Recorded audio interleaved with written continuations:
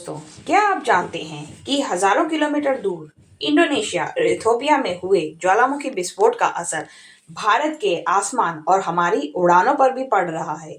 जैसा कि हम सब जानते हैं कि 19 नवंबर 2025 को इंडोनेशिया के माउंट सेमरू ज्वालामुखी में एक बड़ा विस्फोट हुआ, जिसकी राख के बादल 16.5 किलोमीटर तक की ऊंचाई पर फैले और आसमान में कई इलाकों पर आपातकालीन स्थिति बन गई है, और जिससे कि वहां के स्थानीय लोगों को निकलने का आदेश भी दे दिया गया है, उन्हें दूसरी जगह पर स्थानांतरित किया गया है। तो ये जो ज्वालामुखी है वो पूर्वी जावा प्रांत के इंडोनेशिया में आया है और उस जगह का नाम है लुमानजांग।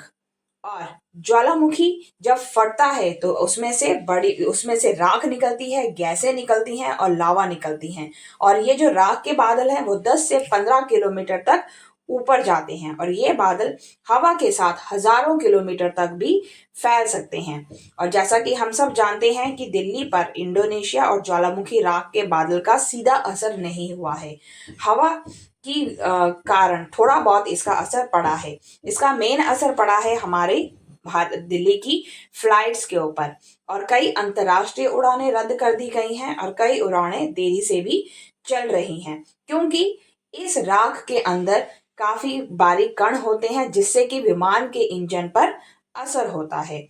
तो ज्वालामुखी की विस्फोट जो है ये हाल ही में इंडोनेशिया के हयाली गुबली ज्वालामुखी से निकले बादल जो कि 4000 किलोमीटर दूर भारत तक भी पहुंचा है, और दिल्ली, गुजरात, राजस्थान, पंजाब, हरियाणा के आसमान में राख की हल्की परतें देखी गई हैं।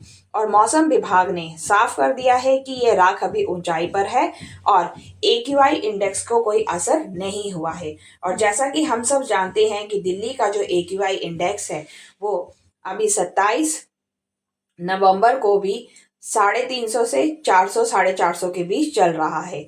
तो राख का कुछ खास असर यहाँ पे नहीं हुआ है, बट थोड़ा सा दिल्ली के ऊपर बादल, राख के धुंधले बादल मतलब दिखाई दिए हैं।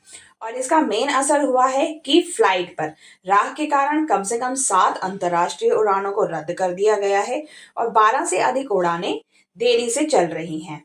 जैसे कि एयर इंडिया और आकाशा एयर में कई फ्लाइट कैंसिल की और विमान की सुरक्षा की जांच भी की गई है, क्योंकि हाल ही में हमने देखा कि कई दो फ्लाइट्स किस तरह से क्रैश हुई हैं।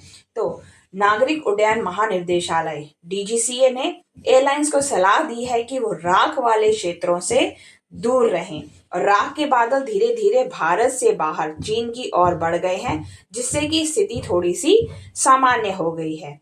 और दिल्ली में ऑलरेडी जो एक्यूआई इंडेक्स है वो 350 से 450 है, बट उसका जो मेन रीजन है वो यहाँ का स्थानीय प्रदूषण है, क्योंकि यहाँ पे प्रदूषण पराली की वजह से ये सब हुआ है।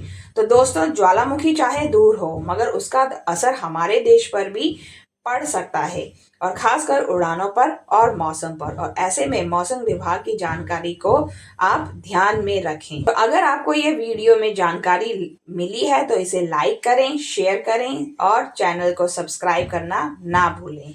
धन्यवाद।